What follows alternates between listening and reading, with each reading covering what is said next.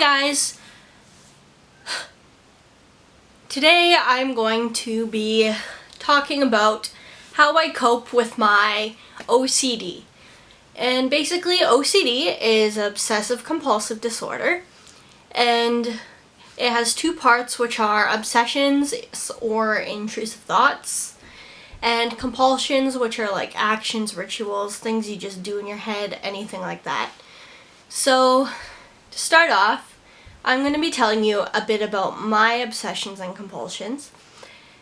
One of my main obsessions or intrusive thoughts would have to be the one that winds me up in the hospital the most, because it causes me to do suicide attempts.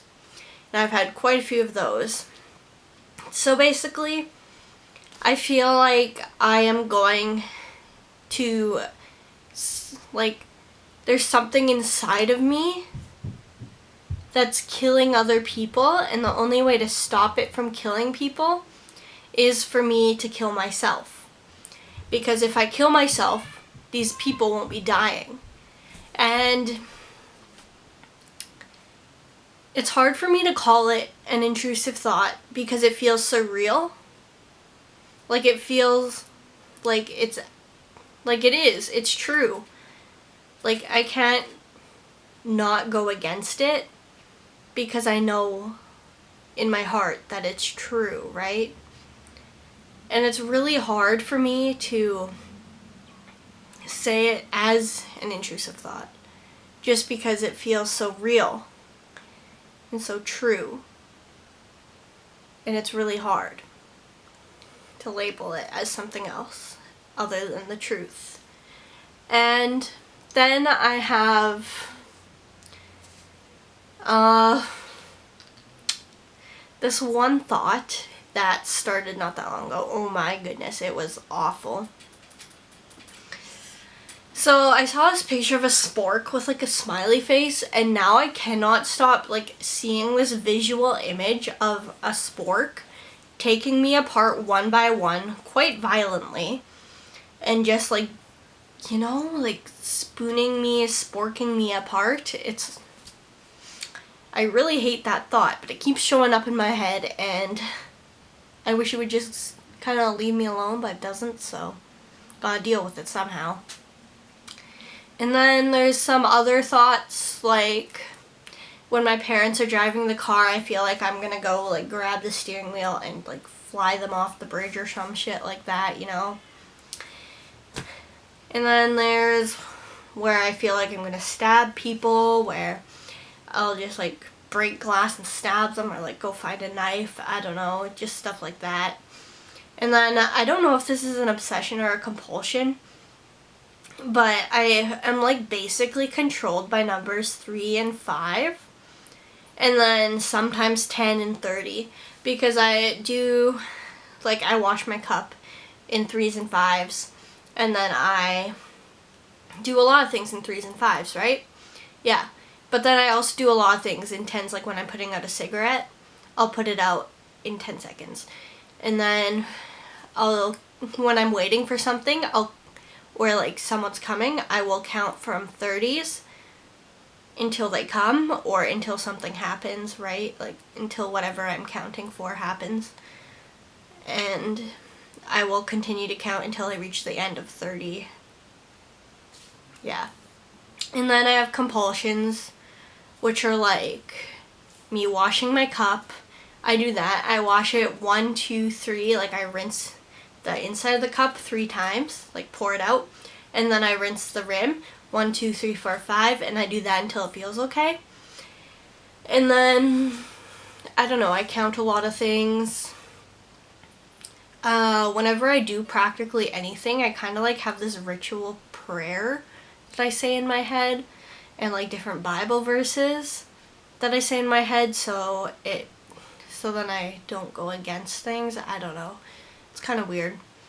Not really, but kind of. So basically, I'm not going to tell you all of my obsessions and compulsions because that would take forever.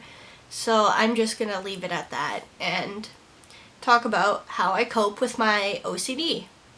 So to start off, I like to cope using music a lot. Like, I like to write songs, play ukulele, play guitar, play piano, sing, all that kind of jazz. It's kind of what I like to do. And it really helps me to write songs about what I'm feeling when I'm in a stressful situation or I feel like all these things are going wrong because I'm alive, etc.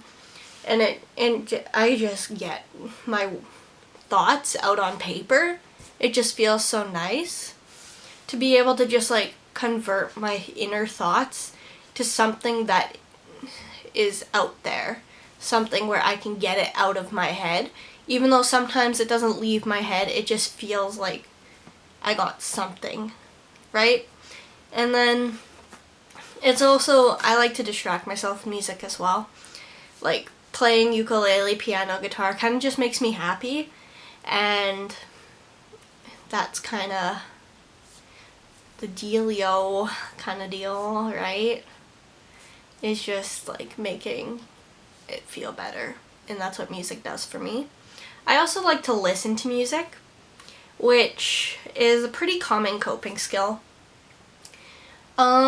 Sometimes I like to listen to sad, depressing music or like music that fits my mood because it helps me get my feelings out instead of laying there so emotionally numb. Sometimes, like if I feel really numb, I like to listen to music that'll make me like cry because I want to feel an emotion, and then I can let my emotions run through my body. And once it's ran through my body, I feel so much better rather than just sitting there emotionally numb for the rest of the night or like a few days. I also like to, write in my journal, because I write in my journal like every second day pretty much. And it's really nice to be able to sit at the end of the day and reflect on all the good things and the bad things that happened. So if I feel like shit, I'll probably talk more about all the shitty things. But when I look back on all the good things that happened, then I at least have some hope in the day that something has gone well and I can focus on that. Because it really just, and then you're getting your thoughts out once again on paper. So it's really nice, just like if you don't play music or want to write songs, you can just journal instead, because it just kind of gets your mind going and everything like that. Another coping skill I like to use is my weighted blanket. My weighted blanket is, honestly, I got it for my Christmas present, and I was in the hospital, but I got to see my weighted blanket, right, because my parents brought it in. So I got my weighted blanket. It's pretty heavy, so it's hard to hold up really hard, like really high, you know? But I really like it. It really grounds you and snaps you back into like almost a reality, like when you're so stressed out that your reality doesn't feel real. Sometimes it helps bring me back and bring me to somewhere where I can just be a little more calm.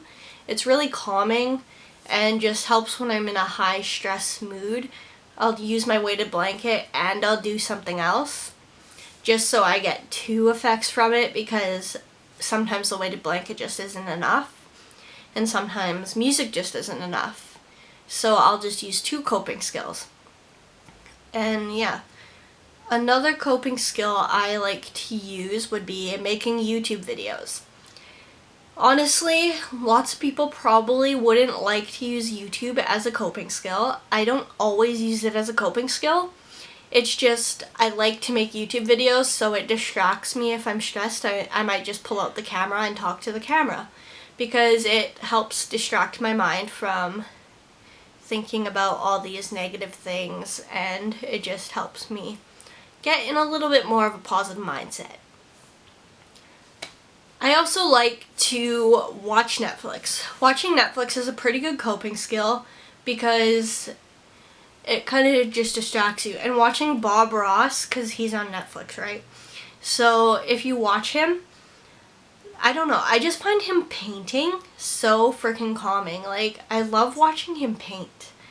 It's so weird, but I really do love watching him paint, and it's just nice to watch when I'm stressed. If I like to see, I don't know, it's weird to explain. Another coping skill I have probably isn't the healthiest, but I like to light up a cigarette and have a smoke. But right now I'm actually trying to quit smoking. So once my pack is done, I'm gonna quit and not smoke. But I do like using that strategy. Anyone that does smoke does know it helps sometimes. And if you don't smoke and don't start, it's a waste of money. That's why I'm quitting. And basically, yeah, it's not the greatest coping skill. Another coping skill I like to use is chilling with my pets. I have 2 guinea pigs and they're so cute. I love them to pieces. And I have 2 dogs, which I also love to pieces. And basically I have 2 guinea pigs, a Chihuahua, and a Bichon Shih Tzu. And they are just so cute. I love them all, and sometimes it's just nice just to give them a hug, or just sit on your bed and play with them, or just go outside with them. And it's super nice to just chillax.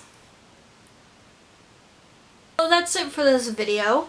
I hoped you enjoyed. I hope you got something out of it and can now have a little bit more of a variety of coping skills for your OCD or whatever you may struggle with. And I hope you like this video. You comment down below, comment more videos you'd like to see from me, anything like that, and you can subscribe, hit that button, hit the bell, I don't know. Lots of people say that, so I'm just gonna say it too, and get me famous. Just kidding, you don't have to, but yeah. So you can also follow me on Instagram at _thatemokid. My Instagram deleted my other account, thatemokid, so now it has an underscore in front of it, so go follow that. And yeah, that's all I really have to say, so peace out, fam.